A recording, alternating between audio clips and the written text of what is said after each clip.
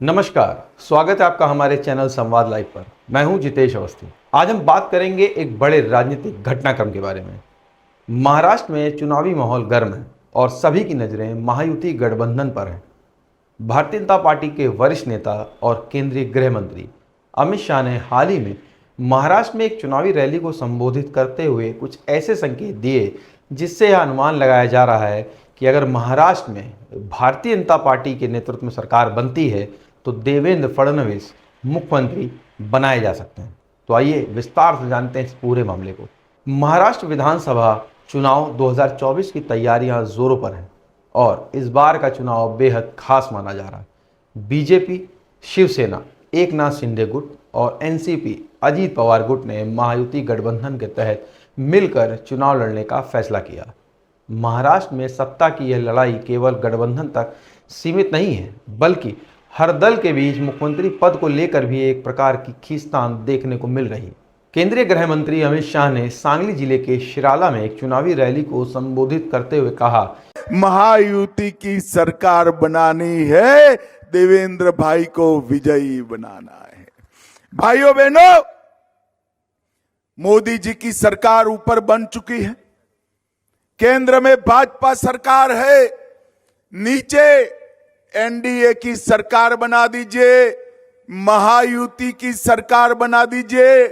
मैं बताकर जाता हूं, ये दोनों सरकारें डबल इंजन की सरकारें महाराष्ट्र को देश का नंबर 1 राज्य बनाने का काम करेंगे, नंबर 1 राज्य बनाने का। अमित शाह के इस बयान से राजनीतिक पंडितों का मानना है कि वह देवेंद्र फडणवीस को मुख्यमंत्री पद के लिए समर्थन देने का संकेत दे रहे हैं। हालांकि अभी तक महायुति की ओर से किसी भी नेता को मुख्यमंत्री पद का चेहरा नहीं बनाया गया है। यहाँ एक दिलचस्प बात यह है कि देवेंद्र फडणवीस खुद इस मामले में पहले बयान दे चुके हैं कि चुनाव के बाद बड़े नेता मिलकर मुख्यमंत्री का फैसला करेंगे।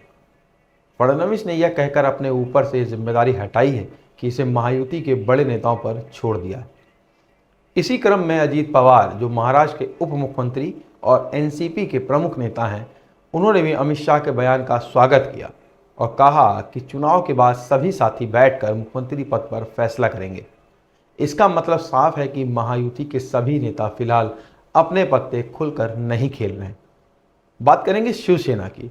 शिवसेना शिंदे गुट की तरफ से प्रतिक्रिया सामने आई है कि शिवसेना नेता और पूर्व सांसद राहुल शेवाले ने कहा कि अमित शाह ने यह बयान अपनी पार्टी की रणनीति के तहत दिया है। महायुति में इस बार बीजेपी, शिवसेना और एनसीपी शामिल हैं, लेकिन यह देखना दिलचस्प होगा कि चुनाव के बाद मुख्यमंत्री की कुर्सी किसे मिलेगी। तीनों पार्टियों के बीच मुख्यमंत्री पद को लेकर न किसी स्तर पर खींचतान की संभावना भी बन चुकी है। अगर हम चुनावी रणनीति की बात करें तो बीजेपी देवेंद्र फडणवीस के चेहरे पर सामने रखकर मैदान में उतर रही है। फडणवीस के कार्यकाल के दौरान किए गए कार्यों और उनकी छवि को जनता के सामने रखा जा रहा है। दूसरी तरफ शिवसेना और एनसीपी भी इस गठबंधन में अपनी अपनी अहम भूमिका निभा रही है। अमित शाह का यह बयान इशारा करता है कि बीजेपी देवेंद्र फडणवीस को मुख्यमंत्री पद का चेहरा बना सकती है। बीजेपी के लिए फडणवीस एक विश्वसनीय चेहरा है और महाराष्ट्र में उनकी पकड़ भी मजबूत है। अमित शाह के बयान से स्पष्ट संकेत मिलता है कि बीजेपी का फोकस फडणवीस पर है। वे चाहते हैं कि राज्य में बागडोर उनके हाथ में ही रहे। अमित शाह ने अपने भाषण में यह भी कहा कि उन्होंने महाराष्ट्र के कई हिस्सों का दौरा किया है, हर जगह एक ही भावना महसूस की। लोग चाहते हैं कि महायुति गठबंधन सत्ता में आए और देवेंद्र फडणवीस को जीत मिले। 20 नवंबर 2024 को महाराष्ट्र में मतदान होने वाला है और यह चुनाव राज्य की राजनीति में नया मोड़ ला सकता है।